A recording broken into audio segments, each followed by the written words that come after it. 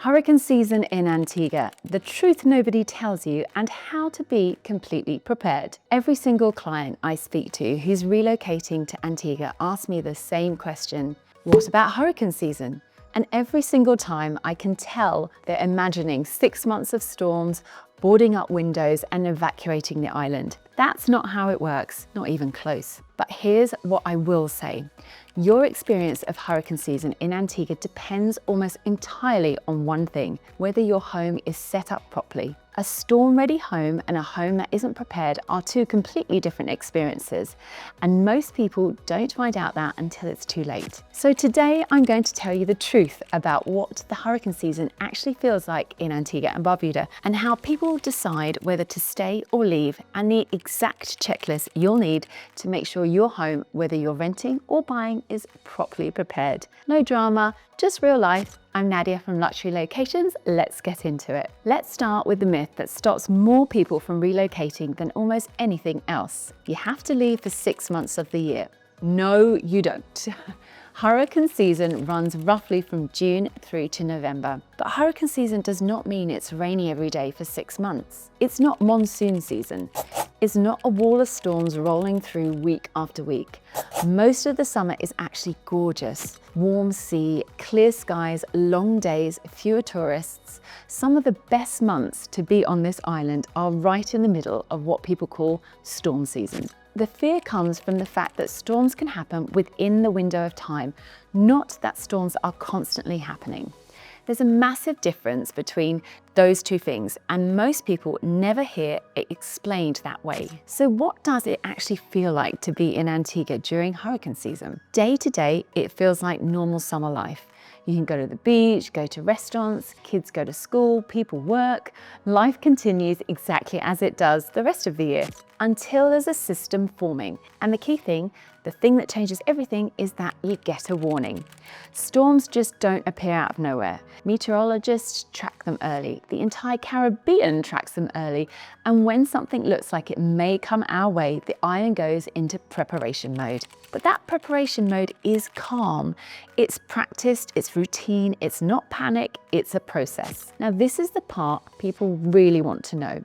Do you stay or do you go? And the honest answer is it depends on the storm. It depends on your home and it depends on your family situation. Here's my personal rule, especially for families. If there's a serious storm projected, a significant system heading towards us, and I have young children with me, I'm not going to try and be a hero. I'll leave. Not because Antigua can't handle it, not because I'm afraid of the island, but with kids, you want the calmest option available to you. That's just smart parenting. If I'm on my own and it's a lower category system and the home I'm in is properly storm ready, staying can be completely fine. Many locals always do, but everyone makes that choice differently, and there's no wrong answer. The important line here, and I want you to really hear this, is that it isn't about fear. It's about risk management.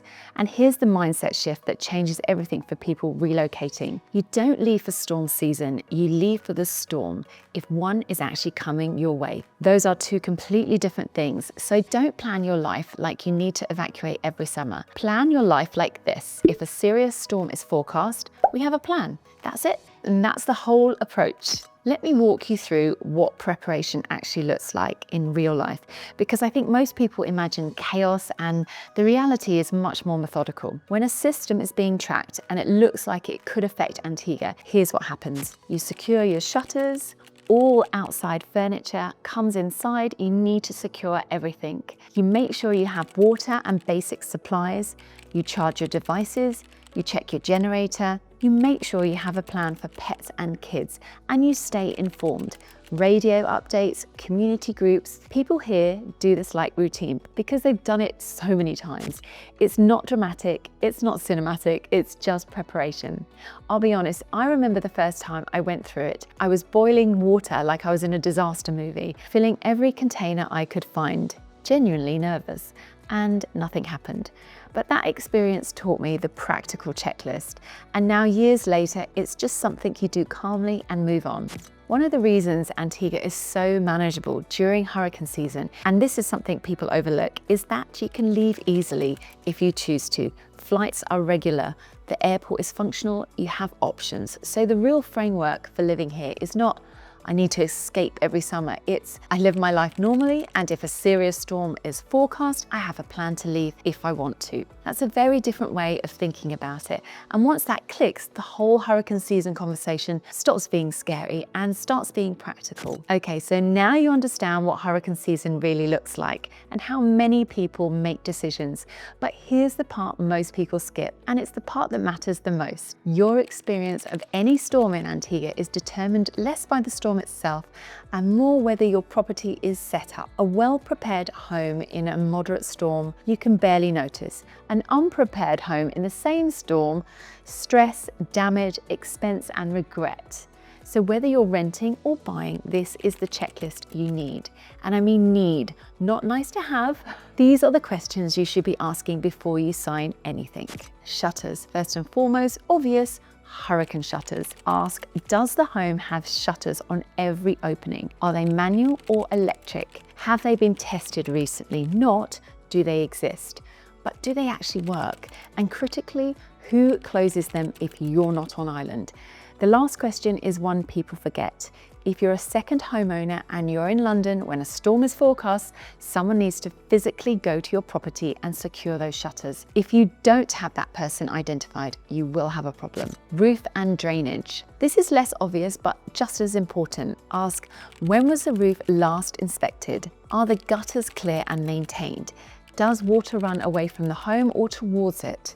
Drainage sounds boring until water is pouring against your foundation. A well-maintained roof and proper drainage are the difference between a home that handles heavy rain comfortably and one that gives you an expensive surprise. Generator. Third, and this is huge, power can go out during storms, and that's just reality. So ask, is there a generator? Is it automatic or manual? Has it been serviced recently? What does it power? The whole house or just key areas? And who is responsible for servicing it and fuel? An automatic generator that kicks in when power drops is a completely different experience from scrambling with a manual one in the dark. Know what you're getting. Fourth, water storage and supply. And this is the one that catches people off, as many homes in Antigua run on cisterns, not mains, the way you might be used to. Ask, what is the cistern size? Is there filtration? Who manages the top up? Is the water safe and treated? And what happens if there's a disruption in supply? This isn't a storm-specific issue, it's an everyday living question, but during a storm it becomes critical. Internet reliability. Ask, who is the power provider? Do they have backup options? What's the reset process if it goes down? Is there a mesh system or just a single router? If you work remotely, and many people relocating to Antigua do, this matters year round. But during a storm season, knowing your communication setup is solid gives you real peace of mind. Property management, the one everyone forgets. And this is a big one. The question that separates a stressful storm experience from a calm one. If you're renting or you're a second homeowner who isn't always on island, ask, who is the property manager? Who does storm prep if you're not there? Who checks the home after the storm passes? And do you get photos and confirmation everything's okay? Because a beautiful villa with no one managing it during a storm is just an expensive liability. The property management piece is not optional, it's essential. Let me bring this all together, because if you're relocating with a family, your plan should be simple and clear. If it's a low-risk system and your home is properly secure, shutters tested, generator serviced, water stored, property manager confirmed, many people stay. Life continues.